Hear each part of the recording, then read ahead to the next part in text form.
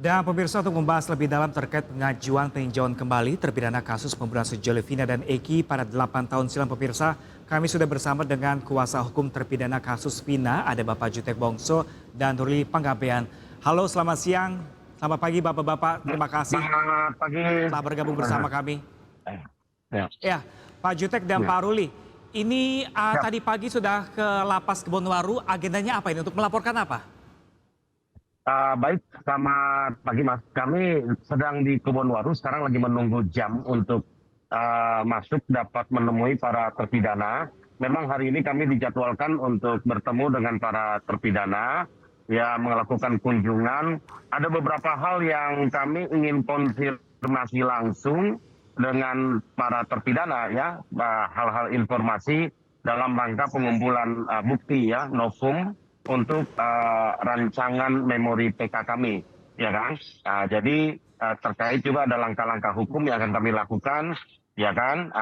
Terutama besok rencana memang kami akan kembali ke Barreskrim, kira-kira untuk melakukan langkah hukum lanjutan, ya, terhadap melaporkan seseorang lah, ya, melaporkan seseorang yang terkait dengan peristiwa 2016 yang lalu, ya, klien kami sudah memberikan kuasa kepada kami untuk melaporkan ini, untuk kita buktikan, kita uji bahwa apakah keterangan mereka tahun 2016 yang membuat mereka sekarang menjadi terpidana seumur hidup itu benar apa tidak, gitu. Itu kira-kira begitu, Mas.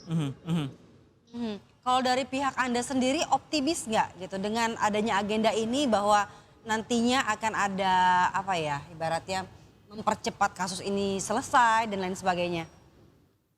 Ya, optimis lah. Makanya kami tidak terburu-buru menyusun PK, mengajukan PK, ya, dengan novum yang seadanya. Kami ini kan bekerja 100 orang lebih, ya, satu tim. Jadi kami tentu banyak pertimbangan. Saya dengan Bang Ruli selaku koordinator tim, ya kan, tentu ya mempertimbangkan banyak hal, ya, banyak hal untuk PK supaya kami jangan terburu-buru sehingga nanti lemah apa yang kami ajukan, ya kan? Sehingga kami kumpulkan sebanyak mungkin, kami luruskan yang menurut kami pada tahun 2016 lalu ada kekeliruan, ada kesaksian palsu dan lain. Ya kita uji aja dulu, kita uji. Kalau itu terbukti kan itu kan novum bahwa itu kasus kan tidak benar, kira-kira begitu, gitu loh. Itu yang kami mau lakukan, gitu. Kalau sejauh ini Pak Jutek, apa saja sih kejanggalan yang ditemukan tim kuasa hukum? Banyak, ya, mungkin Bang Ruli bisa tambahkan, jelasin, Bang. Gitu. Boleh Bang Ruli?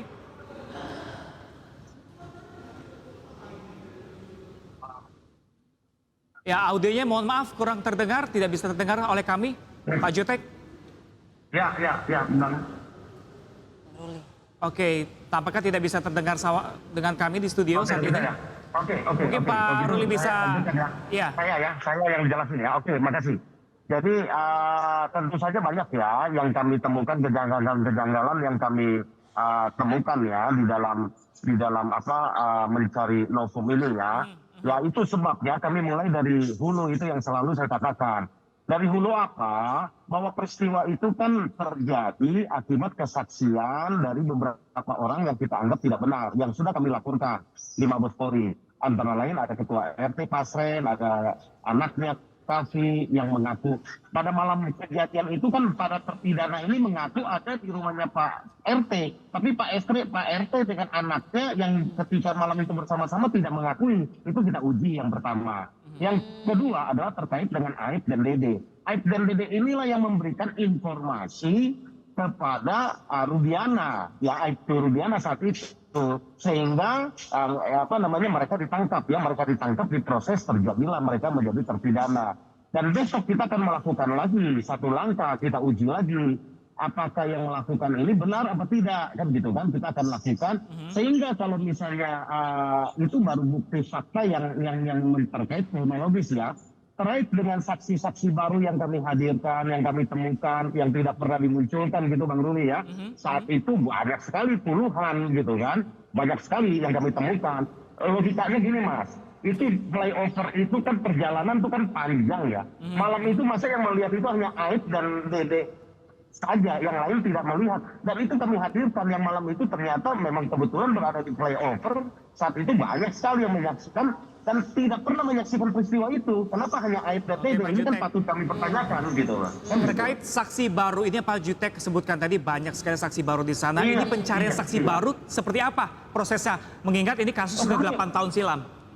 Kami telusuri, kebetulan yang masih hidup yang ada saat tahun 2016 lalu ada di lokasi, ya kami mengadakan investigasi sendirilah, ya kan gitu kan. Ya kita lihat, kita temui pemilik warung, kemudian warga sekitar, yang lain lah. Kita pengen tahu juga, ada nggak terjadi malam itu kejar-kejaran, ada nggak penimpukan, pengeroyokan. Ini kan TKP-nya adalah jalan ceritanya mereka dikejar dari arah SMP 11, dipukulin lalu dibawa ke arah SMP 11 lagi, ada tanah kosong di depan lalu mereka kesiksa.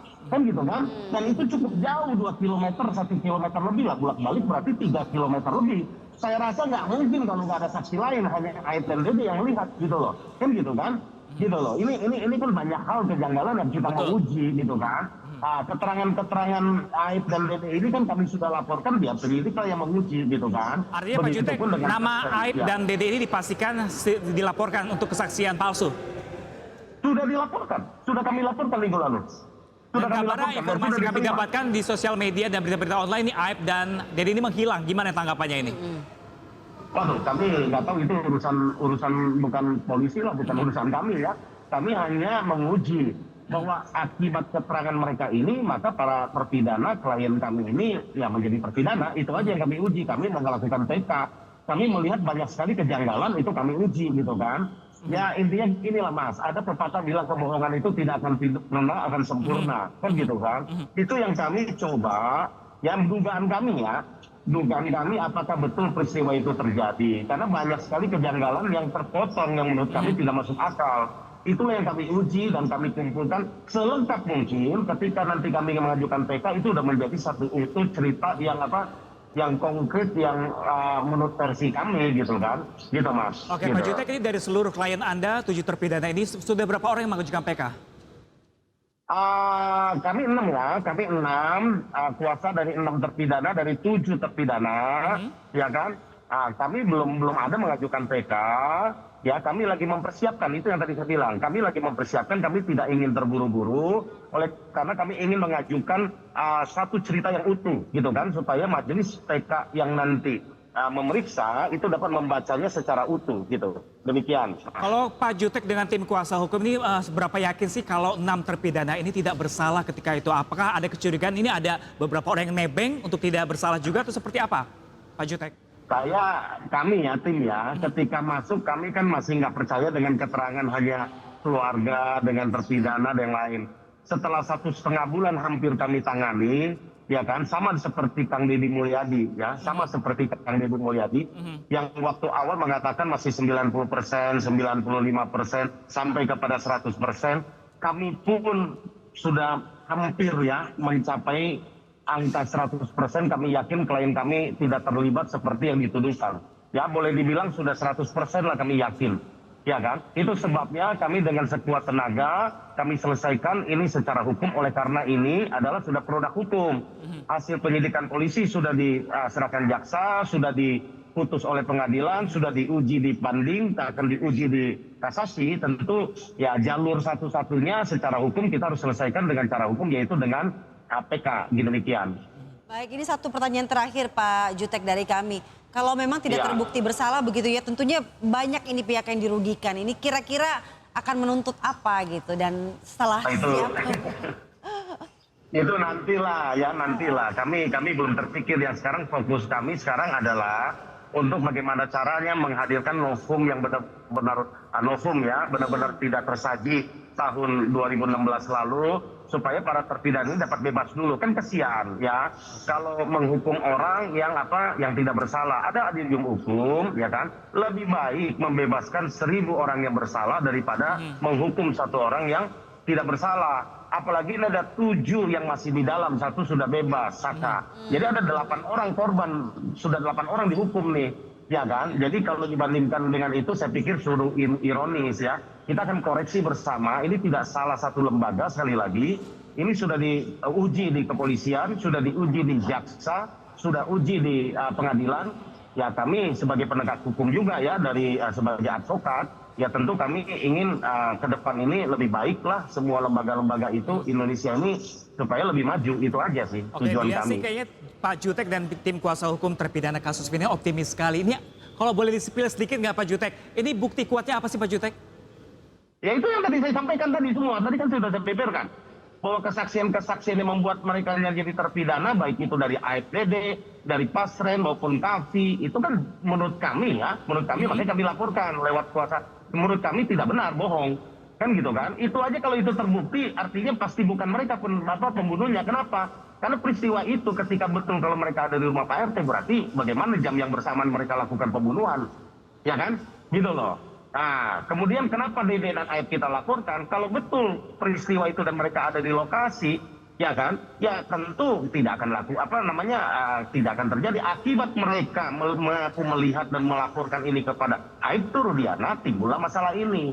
Oke, Kan baik. gitu. Ini kan satu kesatuan. Kami bandingkan dengan saksi-saksi yang tadi kami sampaikan, kami gali, kami investigasi lewat sepanjang jalur yang menurut Baik. pengakuan mereka kita lihat apakahnya Aib dan Dede yang melihat gitu kan gitu loh. Gitu, Pak. Baik, terima kasih Pak Jutek Baik, dan terima juga kasih banyak Pak Jutek, Ruli. Oke, Bongso, baik, tim terima kasih. selaku Ya. kuasa hukum dari Ya. terpidana kasus Vina. Terima kasih, kami masih menanti proses hukum lebih lanjut seperti apa dan jangan sampai orang yang Oke. tidak bersalah malah menanggung jawab atas semua kejadian ini. Dan kita mau pengen cepat selesai ya persoalan ini ya. Baik, terima kasih Pak Ruli dan Pak Jutek telah bergabung bersama kami di studi kali ini. Terima kasih, salam sehat selalu.